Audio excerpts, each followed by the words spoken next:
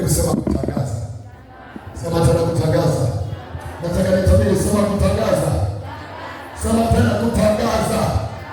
Baada ya kusema kutangaza, Biblia inasema mtu akiwa ndani ya Kristo, tazama amekuwa kiumbe. Tazama ya kale yamefanyika, yamekuwa ya zamani, siyo sasa mambo ya imekuwa. Kwa hiyo ninaposema kwamba leo Kristo amefufuka, walikuita pasta, hautakuwa pasta katika jina la Yesu. Ninaposema Kristo amefufuka, walikuita mchawi, hautakuwa mchawi katika jina la Yesu. Ninaposema Kristo amefufuka, walisema utakufa, hautakufa katika jina la Yesu. Ninaposema Kristo amefufuka, walikuita masikini, hautakuwa masikini katika jina la Yesu.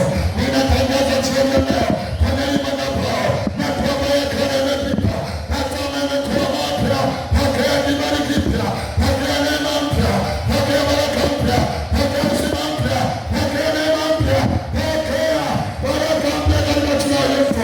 Watu wapo wanaopokea asubuhi leo, Mungu mpigie Bwana Yesu makofi na vigelegele kwa ajili ya maisha yao, kwa ajili ya afya zao, kwa ajili ya watoto wao, kwa ajili ya uzao wao.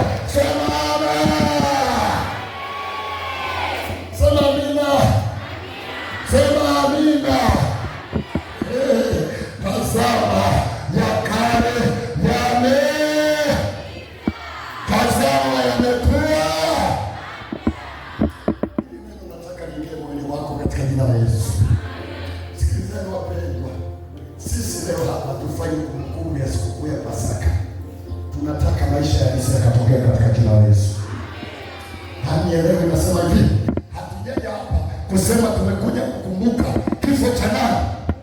Sisi hatukumbuki kama Yesu